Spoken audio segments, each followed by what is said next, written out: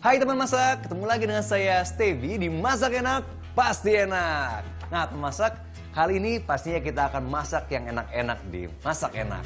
Dan yang spesial hari ini adalah saya udah mengundang nih teman kita yang beruntung, teman masak kita yang beruntung untuk mencobai langsung masakan yang saya buat sekarang. Nah kita akan telepon dulu ya. Kira-kira dari mana dia? Hai Kakak Elis, wah udah siap belum masak bareng saya? Oh iya, aku mau siap-siap dulu ya, Chef. Mantap, kita tunggu nih kedatangannya di sini. Oke, sampai jumpa. Oke, makasih, Chef. Nah, teman masak bisa juga loh berkesempatan untuk langsung mencobai makanan yang saya buat atau juga masak bareng sama saya di Masak Enak. Caranya mudah, kalian kirim aja DM langsung ke Instagramnya masakenak_net. Nah di DM tersebut kalian cantumkan nama kalian dan juga nomor telepon. Jadi nanti pihak admin Masak Enak akan langsung menghubungi kalian. Oke, biar seru lagi nih. Oke, langsung aja. Untuk Kakak Elis sekarang kita akan buat menu pertama di Masak Enak Pasti Enak. Nah pertama kita akan masak nih soal tahu nih. Ya, tapi tahunya ini akan saya buat bistik. Bistik sendiri merupakan makanan khas sebenarnya yang awalnya dibawa oleh orang Portugis. Dia bawa ke Eropa. Nah di Eropa, di Belanda khususnya, menjadi semur. Atau yang biasa sering kita kenal di sini adalah semur.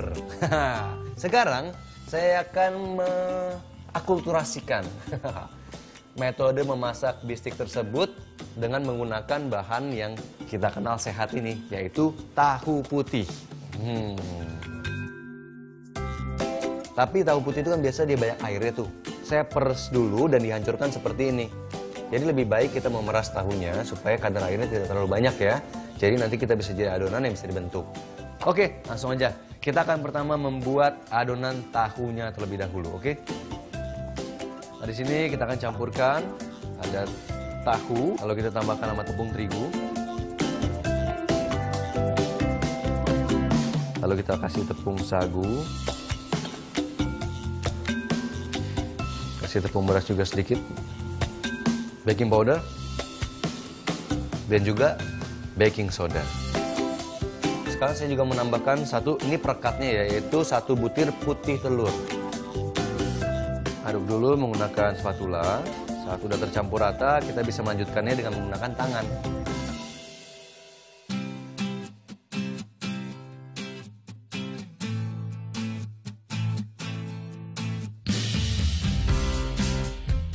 Setelah tambahkan air, kita akan menambahkan di sini jagung pipil biar rasanya lebih enak. Dan saya juga akan menambahkan irisan daun bawang.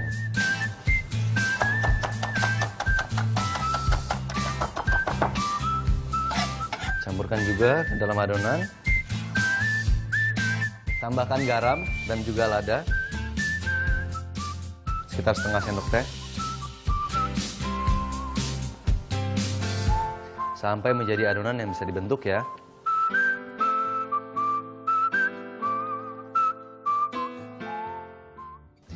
Nah teman masak, tradisi makan steak ini udah mendunia banget. Di setiap masing-masing negara mereka punya tradisi makan steaknya sendiri-sendiri. Pertama, ada nih yang steak yang berbeda itu dari Meksiko. Namanya adalah carne asada. Jadi Meksiko itu nggak jauh-jauh sama taco ya. Jadi carne asada ini sebenarnya sajian steak yang menggunakan isian dari taco. Jadi nggak jauh-jauh dari taco ya. Lalu kedua ada dari Korea. Ini namanya steak kalbi. Steak kalbi ini kalau misalnya kalian ke restoran Korea di sini juga sering menjumpainya, yaitu potongan daging yang dipotong-potong. Biasanya dia potongnya itu agak-agak panjang gitu. Lalu bisa juga dicocol sama saus wijen atau sama saus-saus yang lain yang kalian suka. Itu. Dan ada juga yang namanya steak and ale pie. Nah, steak ini itu bentuknya nggak kayak steak, karena itu benar-benar kayak pie, tapi dalamnya itu cincangan daging. Itu bisa cincangan daging domba, cincangan daging sapi, daging kambing, daging ayam, suka-suka seleranya kalian sebenarnya ya. Nah, baik lagi nih. Sekarang adonan kita di sini udah bisa dibentuk. Sekarang kita ambil adonannya seperti ini dan kita akan membuat-buatnya seperti ini. Kita akan buat agak pipih.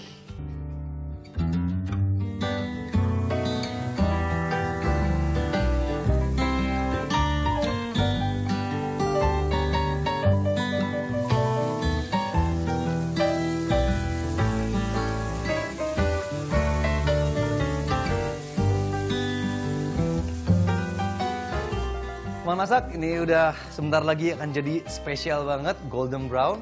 Nah, selama menunggu digoreng, saya juga akan menyiapkan saus lada hitam yang keren banget ini. Gampang tapi lezat. Jangan kemana-mana, tetap di Masak Enak, Pasti Enak.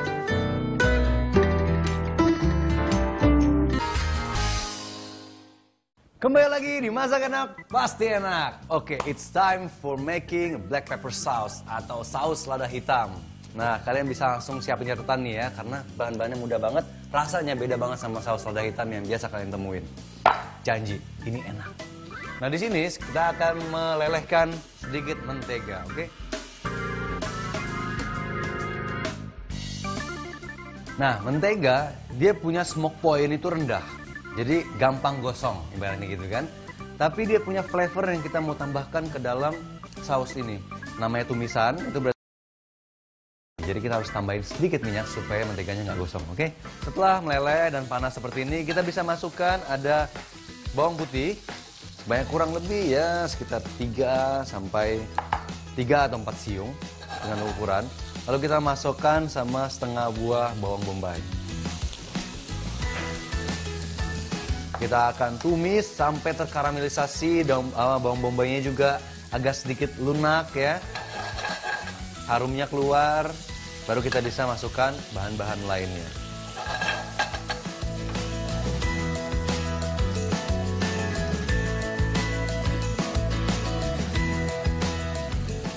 Setelah berwarna coklat seperti ini, kita akan masukkan lada hitamnya. Ini sekitar 3 sendok teh.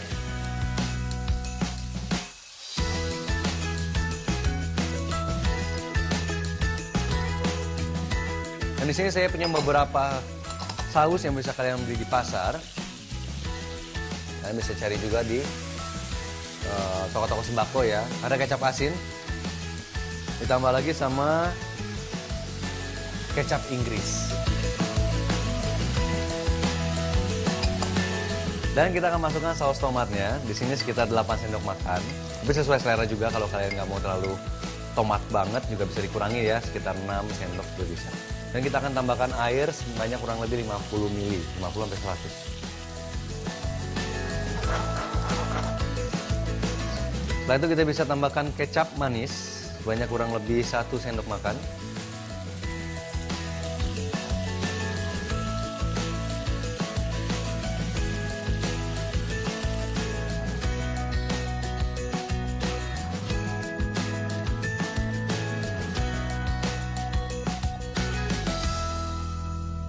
Nah, ini sausnya udah ready.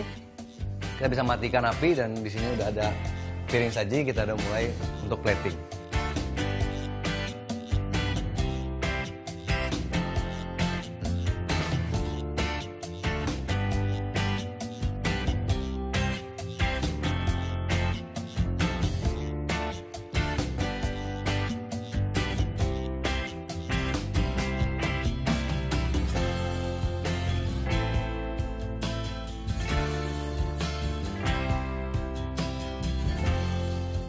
Bistik tahu saus lada hitamnya udah siap nih. Waduh, saya aja pengen makan langsung ya. Tapi jangan, ini khusus untuk Kakak Elis, teman masak kita yang akan datang sebentar lagi ke sini untuk makan bareng sama saya.